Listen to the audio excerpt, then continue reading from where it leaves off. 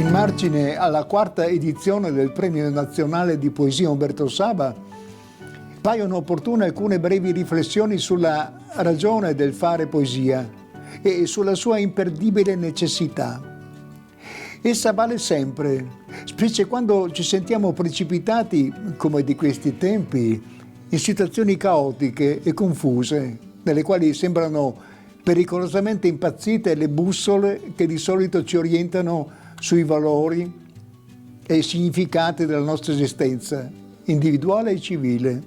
In un mondo che rischia ad ogni istante l'appiattimento anonimo, la poesia ci restituisce l'attitudine al comunicare, condizione di ogni racconto e di ogni scambio di esperienza.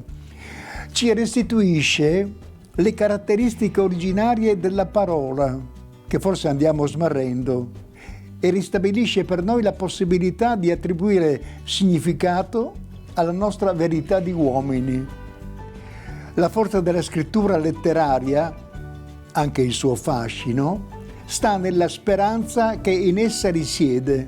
Non è importante arrivare davvero in un mondo nuovo e migliore, ma è imprescindibile sapere, essere rassicurati dalle parole dei poeti che quella possibilità esiste ed è reale.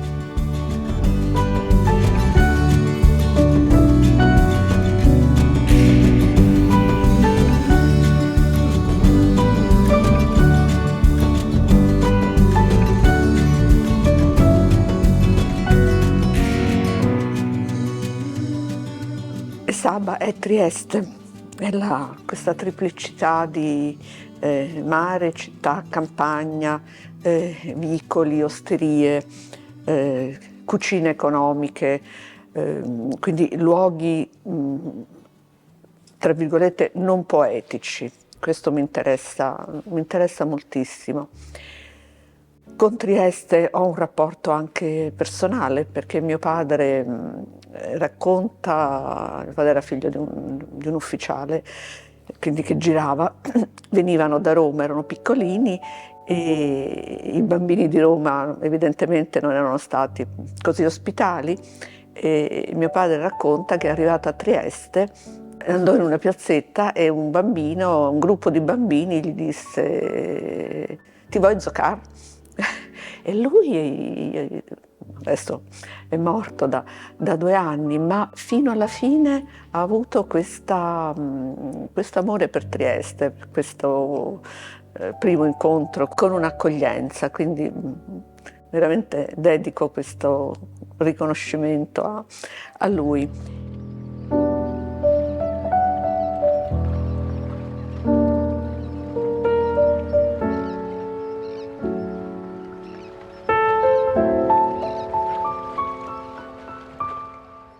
La poetessa cui va il premio di questa edizione ha una sua voce vibrata, dolcissima, affondata nel buio del mondo, per far esplodere la parola di poesia finché ritrovi rinnovati paesaggi di pensiero e sentimento. Poesia dell'attenzione alle cose. Tutto scorre, si sciupa, e poiché nulla torna, ogni attimo deve essere importante. Scrive Antonella Nedda: gas che collidono, tempeste, scontro di comete, nessuna eco, nessun solco d'aratro, solo uno stormire di foglie nel mondo che si intreccia al cielo. All'improvviso invece in un angolo del letto è apparso il sole. Scavava silenzioso una sua strada verso un luogo dove si irradia luce e non esistono pronomi. La poesia vera si oppone alla banalità ed è perciò sempre difficile. Costa una lunga fatica anche quando sembra miracolosamente immediata. La poesia ci rende vivi, poiché ci fa apprezzare la vita in tutte le sue sfaccettature. Il suo ineffabile filo ci unisce e ci fa parte di un tutto, parte di un mondo. La poesia ci trasforma, è il nostro secondo respiro, ci salva. La poesia, anche se non scritta da noi, ma da altre mani, è nostra ed è una delle molteplici forme d'amore che la vita ci offre. La poesia ci rende consapevoli che, malgrado tutto, possiamo ancora farcela a sentirci, ad essere liberi.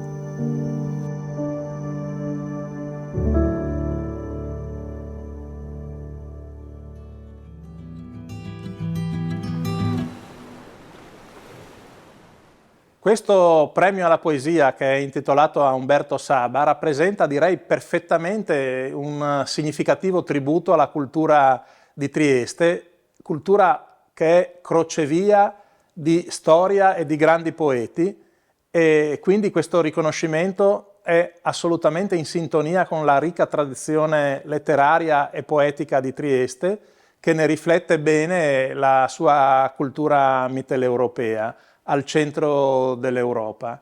Proprio per tali ragioni è importante, ma direi anche è bello, che questo premio sia dedicato a uno dei massimi esponenti, uno dei massimi poeti triestini e italiani del Novecento. Ed è gratificante, oltretutto, vedere e constatare che in un'epoca in cui la nostra regione, il Friuli Venezia Giulia, aspiri a essere un faro culturale nel centro dell'Europa, nel cuore dell'Europa, si possa riscoprire il valore dei confini. Il confine non è più solo un muro, un ostacolo, la fine di qualcosa, il confine diventa ora anche una nuova opportunità di amicizia e di pace, ed è incoraggiante che tutto questo avvenga proprio nel contesto della poesia e della letteratura. Infatti la regione Friuli Venezia Giulia ha dimostrato fin dall'inizio fiducia in questa iniziativa e l'ha fortemente sostenuta, perché rispecchia pienamente la nostra visione della cultura per il futuro. È una cultura polifonica, perché la nostra è una regione policentrica e la nostra è una regione di confine, allora la cultura non può che essere una cultura di frontiera. E allora, nel testimoniare il plauso della regione autonoma Friuli Venezia Giulia per questo premio, approfitto anche per rivolgere un appello a tutti gli appassionati a venire a Trieste, a seguire il premio, a camminare per le vie del centro di questa bella città e a creare quella meravigliosa atmosfera culturale unica che ancora si può respirare passeggiando per le strade e per le vie di Trieste.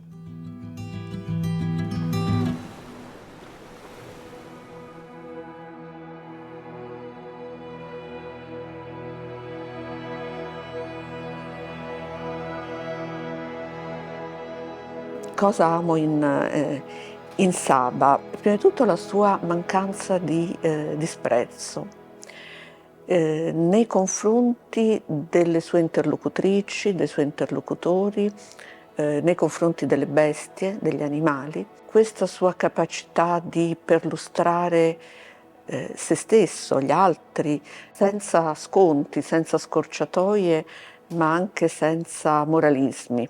Amo la sua relazione appunto con i luoghi, con una lettura in realtà non intimista dei luoghi, questo suo attraversamento anche tormentoso per usare un suo termine.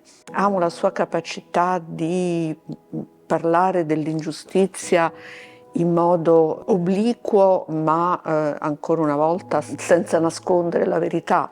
C'è una poesia che amo molto, che è Tre vie, in cui Saba ci mostra queste lavoranti che cuciono tetre le allegre bandiere con i visi esausti e proni.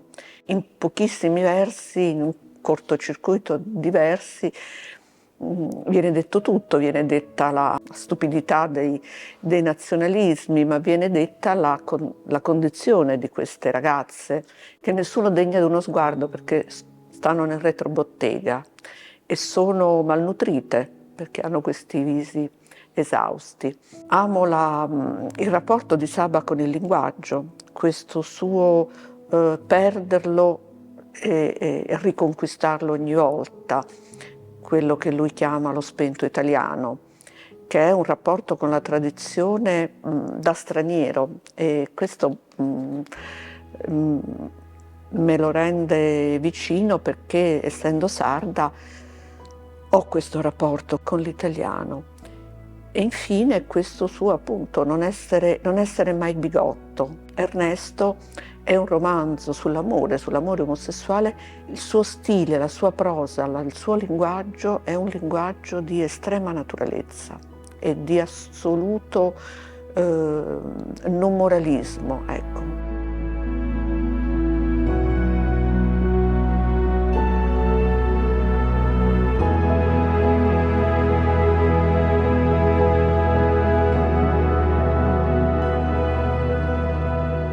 E per quanto riguarda i miei luoghi, ovviamente la Sardegna, che è sempre coinciso con un respiro, certi interni, per esempio di traghetti, l'odore del catrame, ma anche poi, io vivo a Roma, la Roma imperiale con la testimonianza del potere, del fasto, ma anche di nuovo della schiavitù, perché poi gli archi romani sono questo.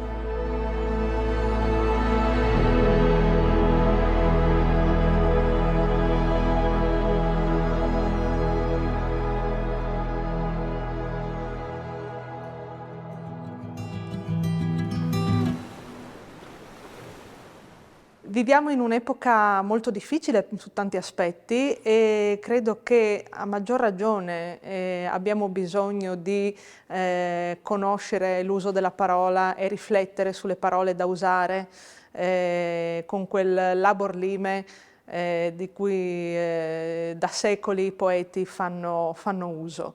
Ecco perché la poesia anche in senso didattico, rivolta ai ragazzi, quindi coinvolgendo il periodo giovanile delle giovani generazioni, possa essere un servizio che diamo per far riflettere su quello che è il potere della comunicazione e la potenza della parola.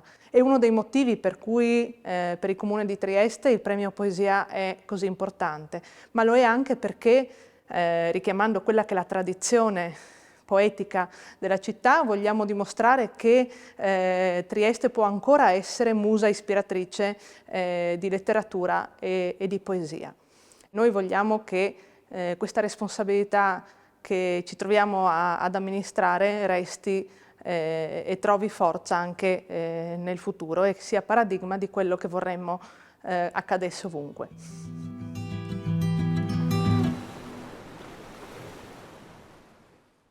Noi credevamo, abbiamo creduto tutta l'arte, diciamo, novecentesca, ma la poesia soprattutto, pensa che ci sia una sfera di privatezza. In fondo l'ambiente della casa, la dimensione amorosa, no? Vengono visti come sfera di privatezza alternate o in alternativa, insomma, a quelle che sono le tragedie, i drammi della storia. Ecco, poco alla volta, anzi fin dalla prima opera, Residenze invernali, dove a tema era un'età fragile, appunto, in un luogo, una residenza, appunto, dove la malattia e l'età si tenevano insieme e il suo confronto con ciò che succedeva all'esterno, ma poi nel tempo, pensiamo a un'opera come Notte di pace occidentale, è come in realtà la storia, il presente, questa angoscia, e non parliamo in questi giorni di questo, questa angoscia continua che ci viene prodotta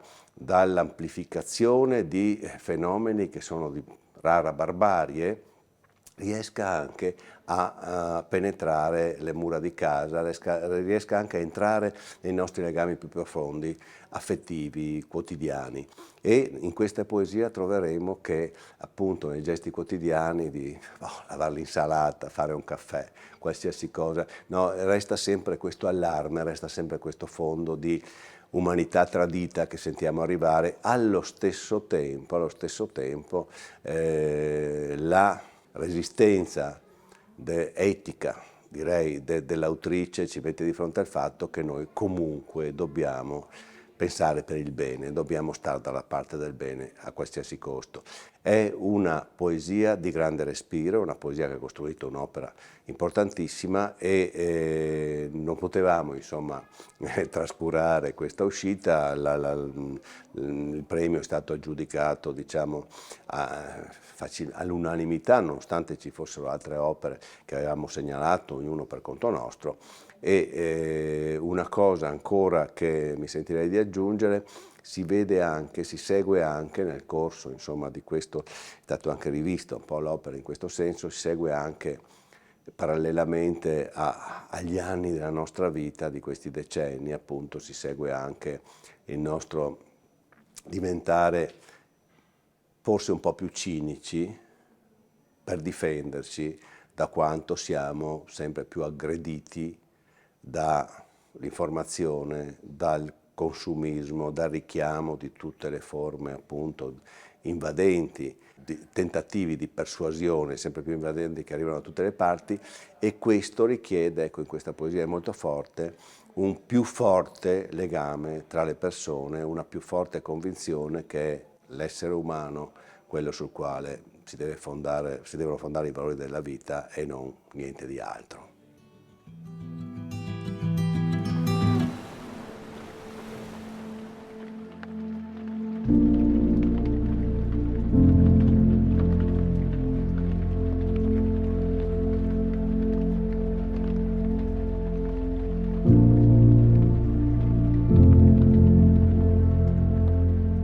Non volevo nomi per morti sconosciuti, eppure volevo che esistessero. Volevo che una lingua anonima, la mia, parlasse di molte morti anonime. Ciò che chiamiamo pace ha solo il breve sollievo della tregua. Se il nome è anche raggiungere se stessi, nessuno di questi morti ha raggiunto il suo destino. Non ci sono che luoghi, quelli di un'isola, da cui scrutare il continente, l'Oriente, le sue guerre, la polvere che gettano a confondere il verdetto. Noi non siamo salvi, noi non salviamo, se non con un coraggio obliquo, con un gesto di minima luce.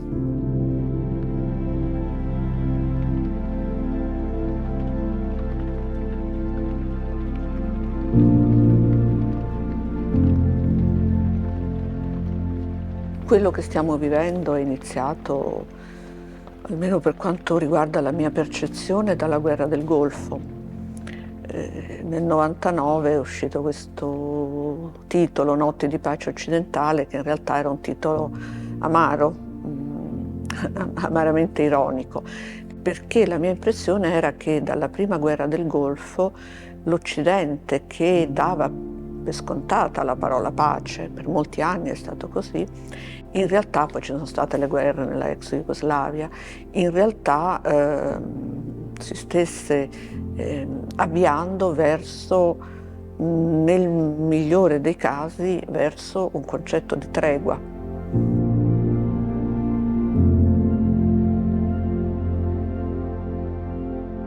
Allora, a me interessa molto la relazione tra spazio interno e spazio esterno, perché, come dicevamo prima, non sono impermeabili, perché le mura delle nostre case lasciano comunque filtrare quello che succede, anche conservando la visione più cinica del mondo. C'è una porosità del reale, e poi c'è questo strumento che non voglio demonizzare perché non sarei d'accordo, della televisione, che ha sostituito il camino, che è il luogo intorno a cui ci si raccoglie e da cui arrivano queste notizie che agiscono e non agiscono, ci anestetizzano e allo stesso tempo ci modificano. C'è quella bellissima poesia di Zanzotto sul nome di Maria Fresu, in cui la televisione diventa un mezzo di penetrazione e di addomesticamento anche dell'orrore. della tragedia. Credo che questo sia una delle possibilità della poesia, anche questo entrare e uscire dai luoghi, dagli spazi che sono gli spazi della nostra mente e lo spazio con cui ci misuriamo continuamente.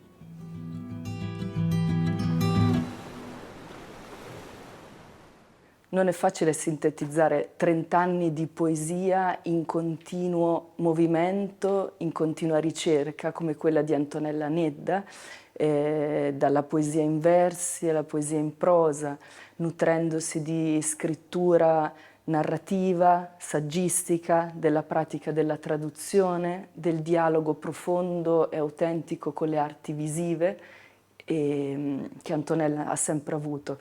Ma se posso provare a pensare a un'immagine, forse mi viene in mente, rileggendo adesso queste pagine che ho amato, è l'immagine della tregua e la poesia come tregua dal dolore che viene dal rimanere prigionieri nel nostro io, nella nostra identità biografica, e quindi questo movimento continuo della poesia di Nedda che va dall'identità all'anonimato, dall'identità umana a quella più vasta che appartiene alla natura, agli animali e anche agli oggetti, alla materia in sé.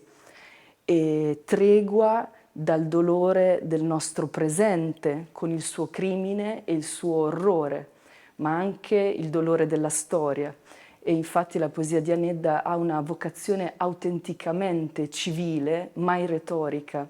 Un esempio sono l'orrore e il dramma che vengono dalle notizie mentre c'è il brodo, ci sono i panni da lavare e da stendere.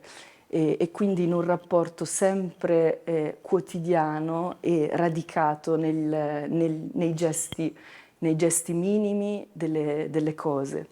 E poi la pagina stessa della poesia è uno spazio di tregua, quindi uno spazio aperto dalla nostra attenzione, dalla nostra presenza, dalla nostra capacità di celebrare la vita nella sua fragilità e nel suo miracolo che resiste e che continua. C'è una poesia di Salva Connome, in particolare i 2 versi finali che racchiudono questo che stavo cercando di dire. Creature senza creatore, in cammino d'aere, fino al gesto in cui una, toccando l'altra, la consola. La tregua è anche questo, è questo gesto di riconoscimento reciproco che avviene nell'incontro con l'altro, nel contatto di corpi, nella materia che si illumina e trova questa dimensione precaria, ma che esiste, di letizia e di luce.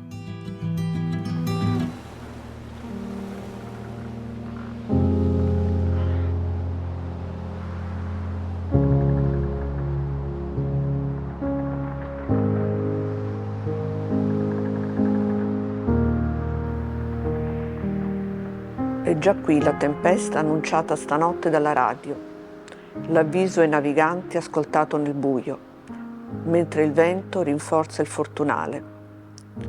La voce avverte ma non trema, non mente, non consola. Il maestrale ubbidisce, sbianca i lenzuoli, prova a scucire le navi dagli ormeggi.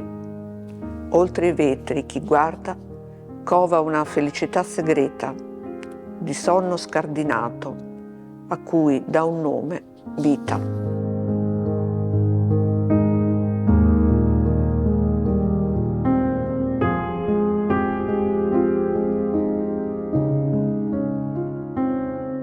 Forse negli ultimi, così andando avanti o indietro, chi lo sa, negli anni si affilano proprio i cinque sensi, per cui mi meravigliano di più i dettagli.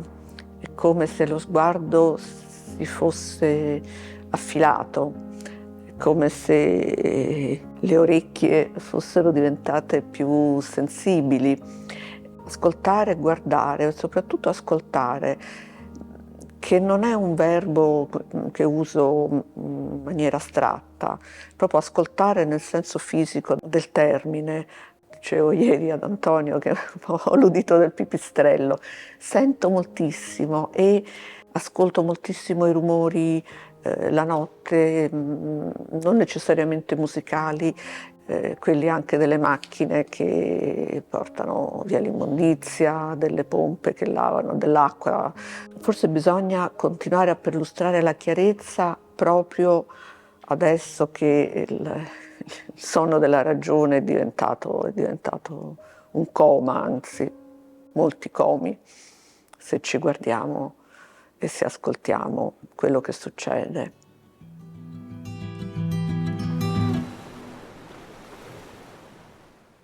La recente pubblicazione nella prestigiosa e storica collana I grandi libri dell'editore Garzanti di tutte le poesie di Antonella Nedda ci permette di rileggere un autore tra i maggiori del nostro panorama letterario.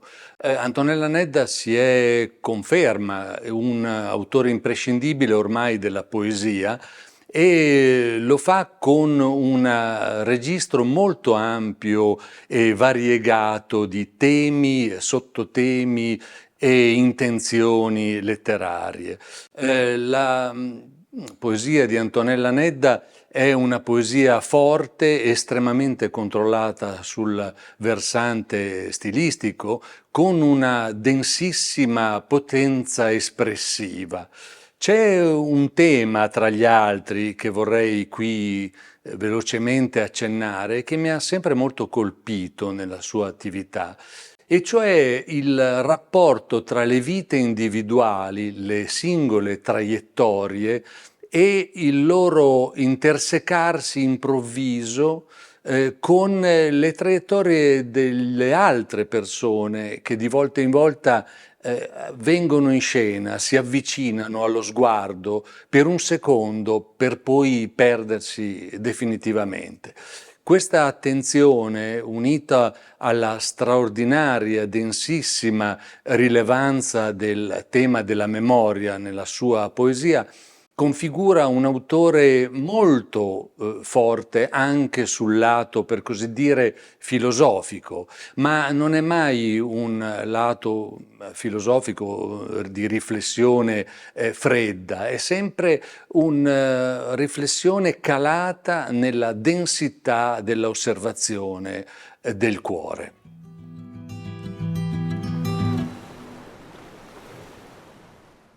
Credo che il lavoro di questi anni poi sia andato di pari passo con un approfondimento di quello poi che è il pensiero, diciamo, filosofico, che è la riflessione anche scientifica.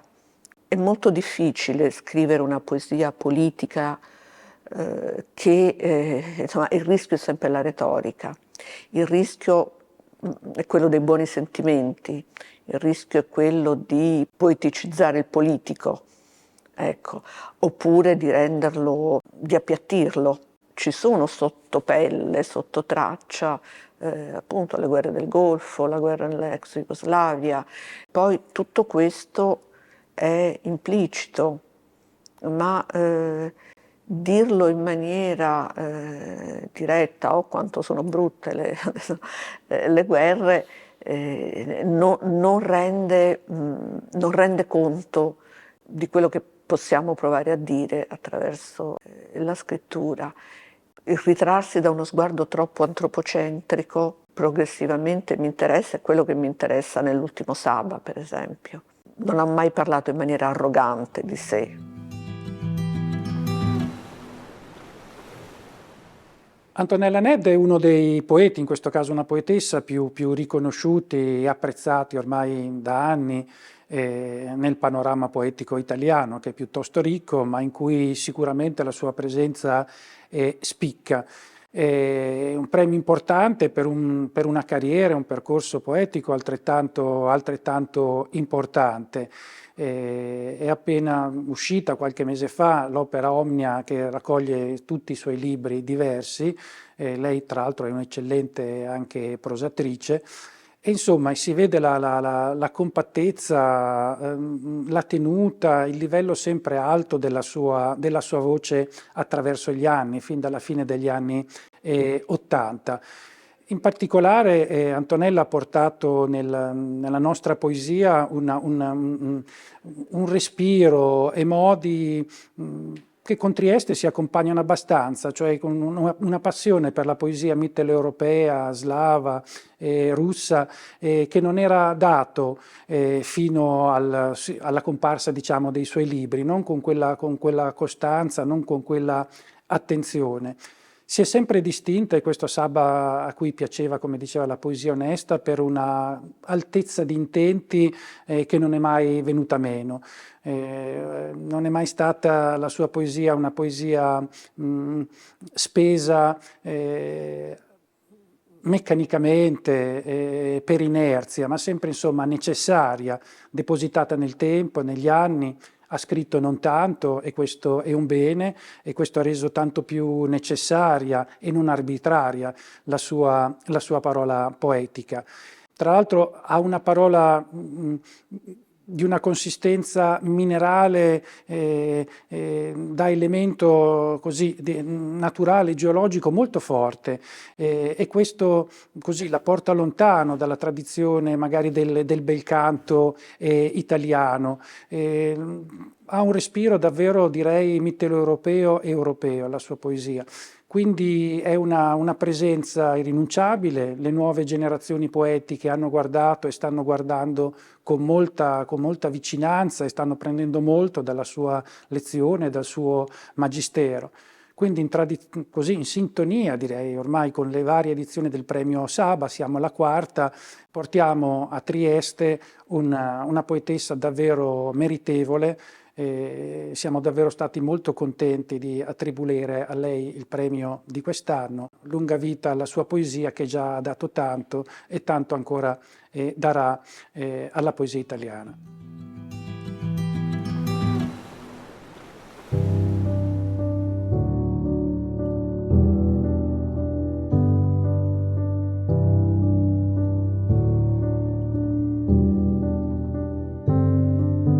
Non considero quest'opera, questa raccolta un traguardo, raccoglie i libri che non si trovavano. La verità è che ogni libro poi ci mette anche duramente di fronte anche a delle possibilità dormienti che sono all'interno di quello che si è scritto. Quindi è una possibilità di ragionamenti ulteriori, spero. È un confronto con se stessi, è una perlustrazione di se stessi. Il tentativo ulteriore può essere quello di individuare quali possono essere eventualmente le strade ulteriori.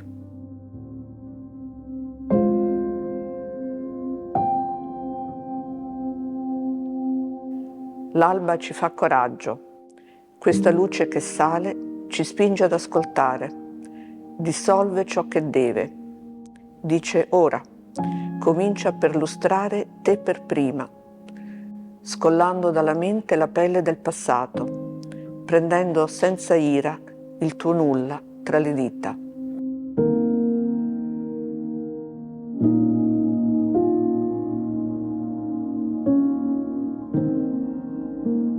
Salbeschida facet voluntate, sa luci che bene ti spinget a ascoltare, isfangeret su chi debet, narat ora, principia a investigare tempo prima, staccando sapelle dal passato, piegandi su nulla, intrasditas, senza ira.